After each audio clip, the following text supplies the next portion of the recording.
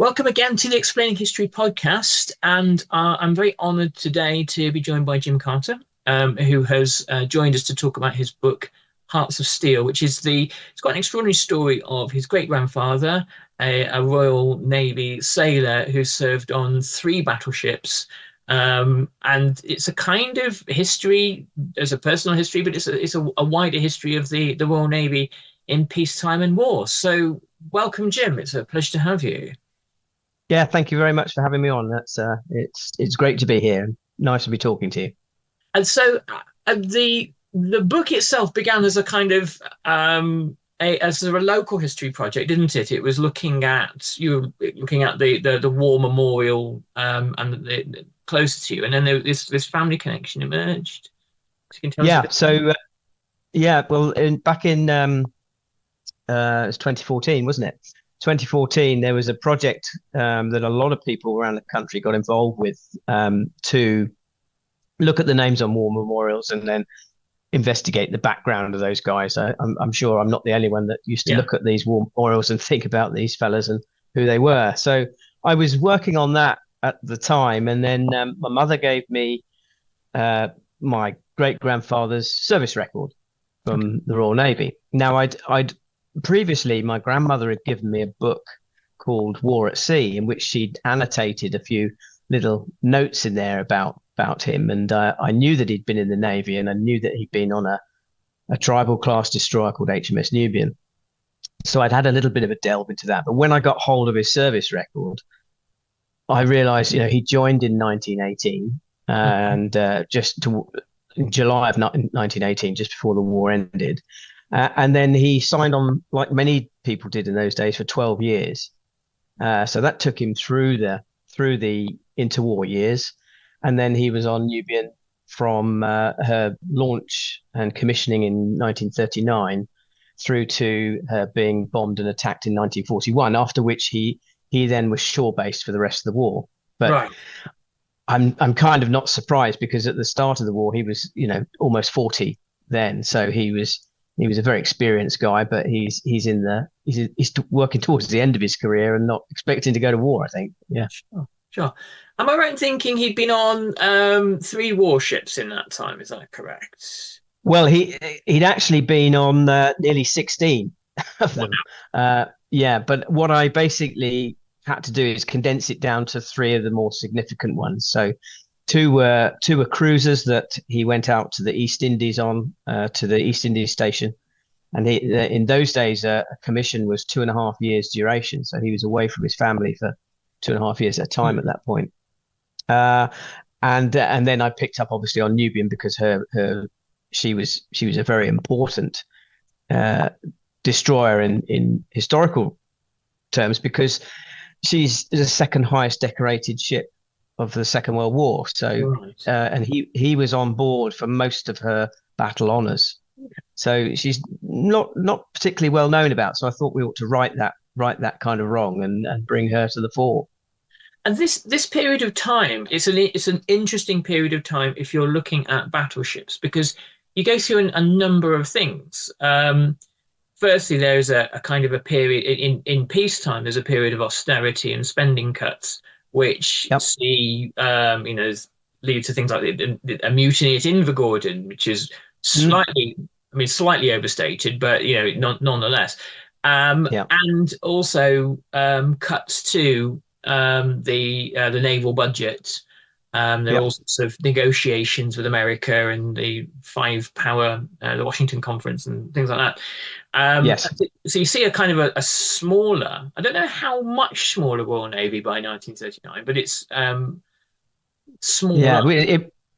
It was still pretty powerful. I mean, it hadn't reduced in a massive number. I mean, it at the review, for King George's review, it was there was over 100 ships there, Right, uh, in in in five lines that stretched 10 miles. right. Um, and so it was still pretty huge. Yeah. And you have to remember that at that review that was only part of the Navy. There was still stuff overseas, because we still had quite a big reach at that time. Yeah. So yeah, but you're right. I mean, it definitely contracted. It had Yeah. been contracted in numbers and the like, and but then by sort of 1938, we were ramping up quickly to And to. it's Sorry, carry on. I was going to say it's the other thing to mention is that the Second World War is almost it's the twilight of the battleship, isn't it? We're starting to Absolutely. see something other forms of naval warfare emerge. Um, Yes. and by probably the early 1950s, most of our battleships are no more, which is Yep. I saw film footage, I think from about 1946, of just huge shipyards of these things rusting away, Mm. which is kind of tragic, really.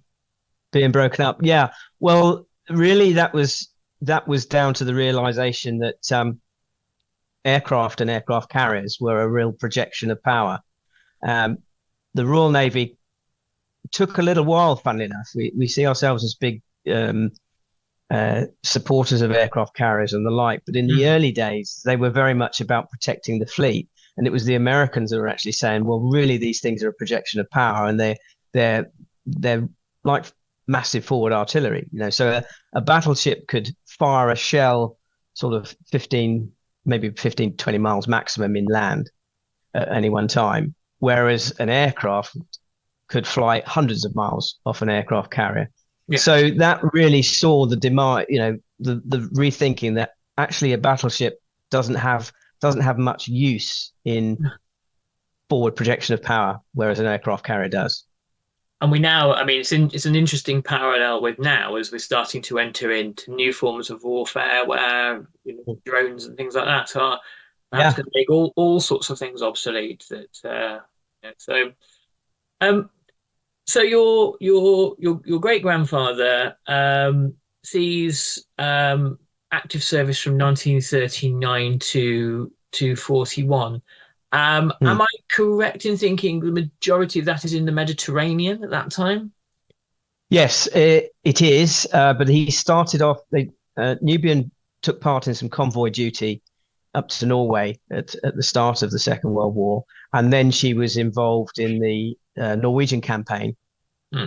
and mainly in the delivery of troops into the port of Namsos to Hmm. try and take Trondheim. And that didn't last particularly long, actually. It was a bit of a fiasco. But she was heavily involved in going backwards and forwards to that. And she was really a command and control boat at the time because she uh, had his name's gone. I've forgotten his name now. She had the general who was looking after the troops on board a lot of time, using her as a command and control back to the UK. Right. So that was the first bit, and then she went out to once the Norwegian campaign was kind of over, she went straight out to the Eastern Mediterranean, and that's where she stayed until May 1941, just at the end of Crete, where she got bombed. Right. Right. Yeah. And sunk or survived? No, she survived, and it's quite an incredible story actually, because her whole of her back end got blown away. So she lost uh, Y turret, which is the one at the back, and the whole back end was blown off, but they could still use the engines. So the rudder was jammed, but she could still move. So they managed to get her back to Alexandria, Right. steering the boat on the propellers, and they And got attacked on the way. They got attacked on the way back, but they made it back, and yeah, yeah, so it was pretty cool. because I mean, Crete, one of these sort of great kind of early to mid-war disasters. Mm, Um, I mean, Greece and Crete, in fact, yeah. were these sort of really ill-fated campaigns. Mm, Um,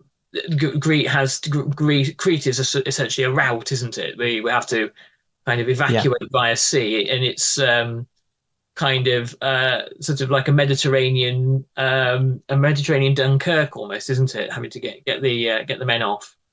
Well, that's right. I mean, that period of the war from Norway was the first big evacuation. Then you had Dunkirk, and then of course you had Greece and Crete come along. So there's one after the other.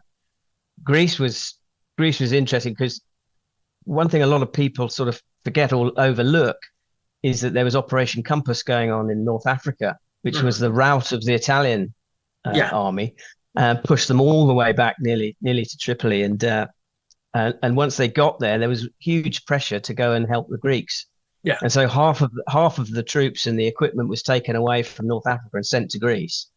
And then, of course, Rommel arrives and pushes everybody back. Yeah. The British right back to Alexandria, and the Germans attack Greece and push us out of Greece. So, yeah, it's one sort of disaster after another at that point in time. Yes. And with looking at your great grandfather and the research that you've done, what was your sense of how he coped throughout all of this? What was his experience like? Well, all I could do was go because I didn't have any personal information on him. So all I could do was look at writings and notes of people that were around him. I would have said that they're wrapped up in their job. It was probably moments of sheer terror with bits of boredom thrown in there as well, as they say. Yeah. But when you look at some of the commanding officers and what they've written, they were incredibly frightened at times because they were getting bombed daily and they just never knew.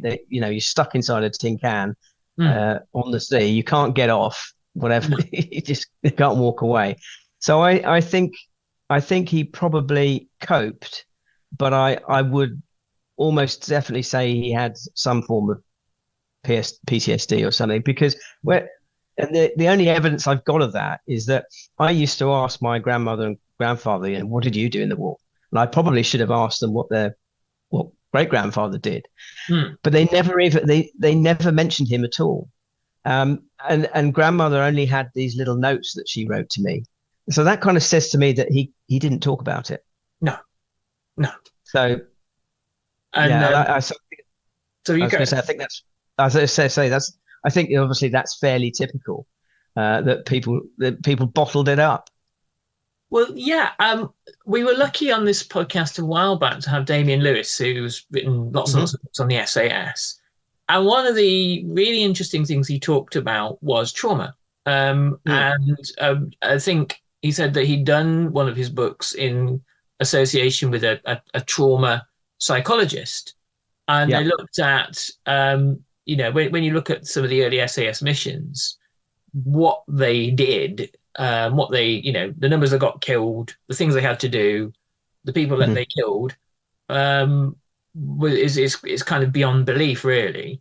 But actually, the human cost of that, what that leaves what a human being is like after that, is kind of. I think this is a bit that's often left out of history books. You read tales of D-Day, Daring Do, and things like that, and actually, going up one of those beaches would probably have scarred you for life. Absolutely, yeah. Well, it's another interesting point that there was the surgeon commander on board Nubian with my great grandfather.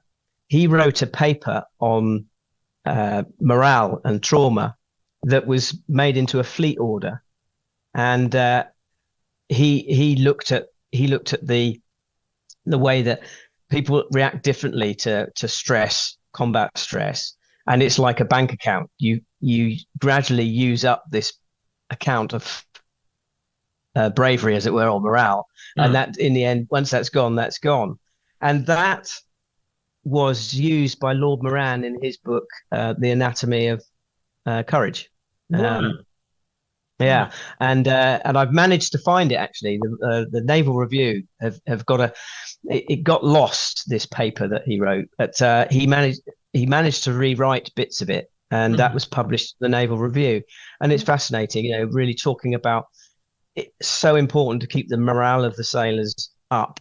Yeah, to keep and leadership was key to all that, and yeah, that was quite a great find, really.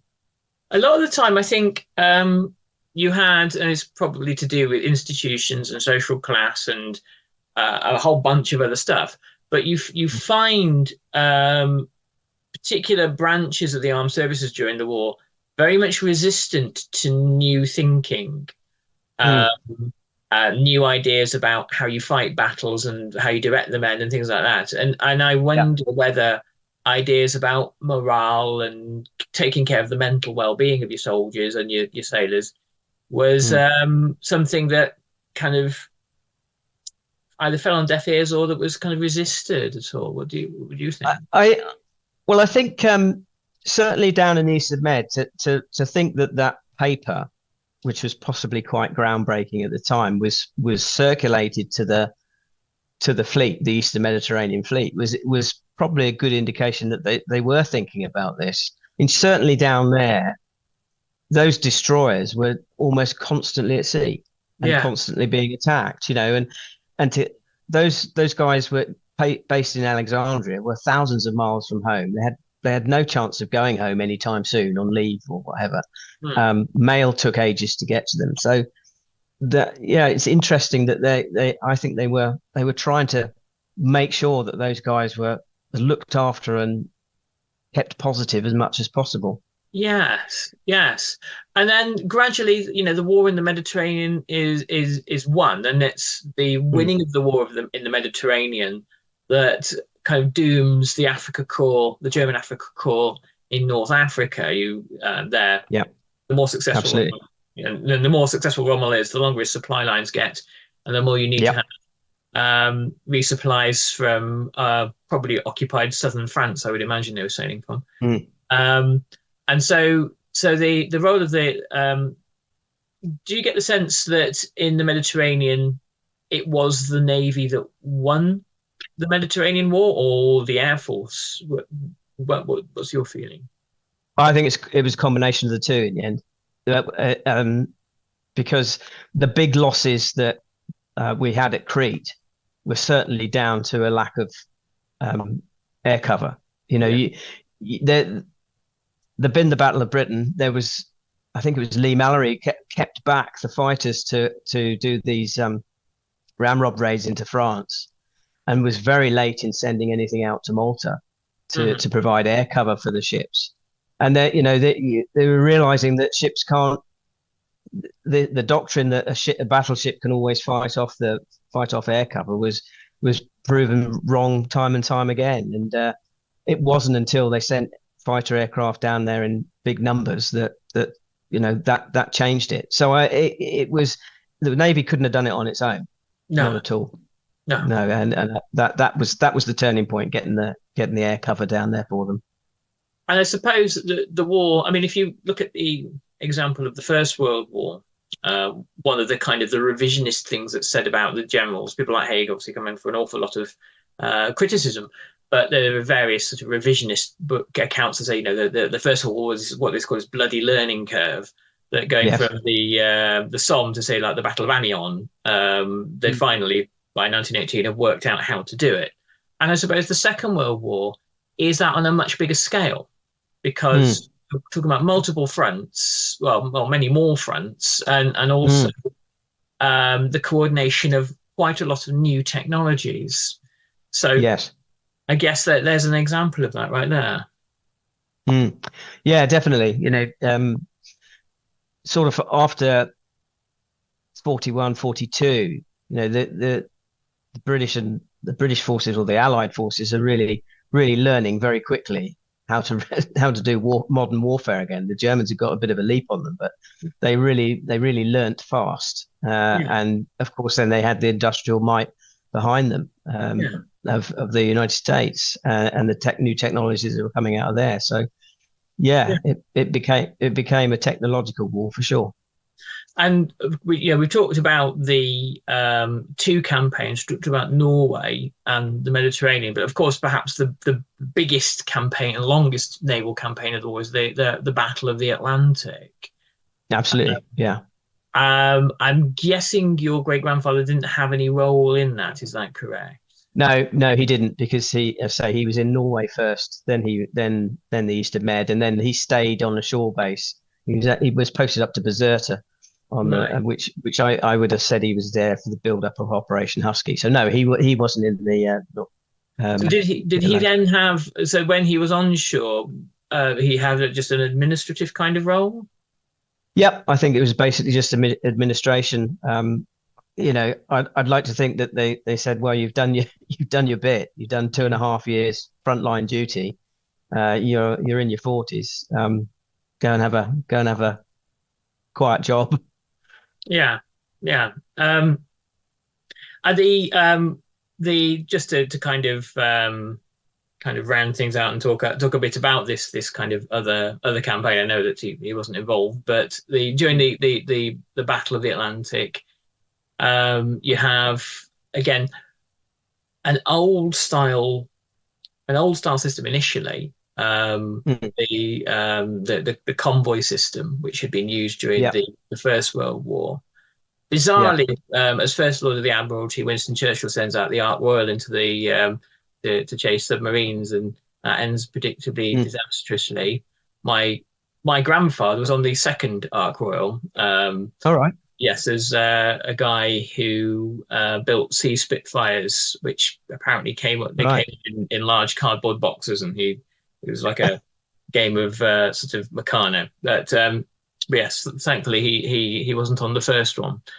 But the convoy system is another example of kind of military innovation, isn't it? By Mm. to use new technologies and tactics to deal with this kind of really serious problem of U-boat wolf packs.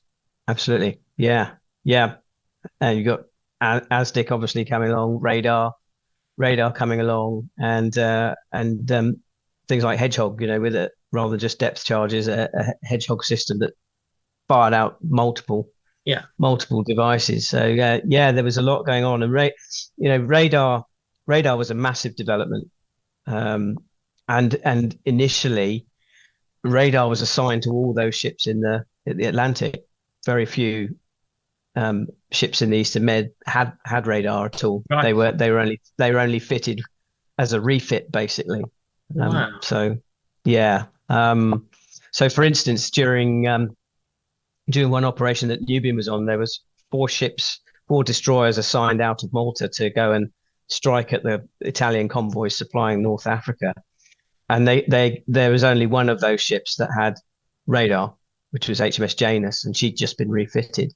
So it was it was so new. It was big. They were trying to use it where they really needed it, and then if they did have it in the Eastern Med, then they tried to use that as effectively as possible with one having radar amongst a bunch. So Yeah. yeah, And I mean, I get the sense sometimes with things like radar that you had senior commanders who maybe they're given this new thing, and they almost don't know what they don't know about it. They don't know mm. why they have it, or why it's important, or what it does, or what it prevents, until Yeah, obviously something really yeah, bad happens. But, yeah. So we could have done with that. yeah, Yeah. it's very often kind of like that. Mm. So before we finish up, just a bit of about the book. How long did it take you to write all of this? How long? What was the research and the writing like for you? Uh, so it took me probably 3 years to write it. The accelerating factor, like so many people, was COVID. There was not much else to do, so I cracked on with it during that. Yeah, But yeah, it was. I love the research side of it. I like going up to the Imperial War Museum and going up to the National Archives. Amazing organisations. It's unbelievable what's online, and yeah, and I was really trying to uncover every little bit that I could about any slight connection that Nubian had with something. I wanted to include that. So that was great, and the writing process was good fun, and I really enjoyed it. Yeah, it was good. Is this your first and only foray into military history, or do you have the bug now? Do you think you'll go forward and write other things, research other things? Well, I've just written a couple of articles that are going in some publications shortly, and I've been asked to do a talk on believe it or not, on the Fleet Air Arm for the Boscombe Down Aviation Society. That's in November, and out the back of that, I've been thinking about maybe writing another book around carriers and the like. I've always been into my aviation. I'm a private pilot, so I love flying as much as anything. So that would be a nice combination to do something along those lines. Oh, well, when you're ready with something that you've researched, give us a shout, because it'd always be a pleasure to talk about it. And I Thank you. I love on this channel to, sometimes talk to people who've written, best-selling books, and sometimes I really want to talk to historians who've got niche kind of areas that they've researched, because those are just as important. Yeah, absolutely. Sorry, I was going to say just going to call up the book details. So, Hearts of Steel: Peace and War in the Royal Navy, 1918 to 1941, is available. Am I right in thinking on June the 6th? Is that correct? It's available now. You can get it now. It's on Amazon. You can order it off the bookshops. There's an Audible version as well. Right. So, yeah. Right. All forms. Forms. Fabulous. So there you go. It's available now, folks. Please, if you can, order from an independent bookshop. They need your help. Absolutely. And particularly independent military bookshops, of which they're a dying breed, and we've got to support them. So please do your bit, as they say. Great. So, and one thing, I remembered the general's name. It's General Carton de Wyatt from Norway. I thought it was him. Yeah. He was a very eccentric guy. Yeah. Definitely of the old breed. Yeah. Oh, okay. Well, Jim, it's been a real pleasure to talk to you today. Likewise. Look forward to the book coming out, and please do check back in with us, because it'd be a great. Yeah. I'll keep in touch. All the best. Thanks, Nick. I'll just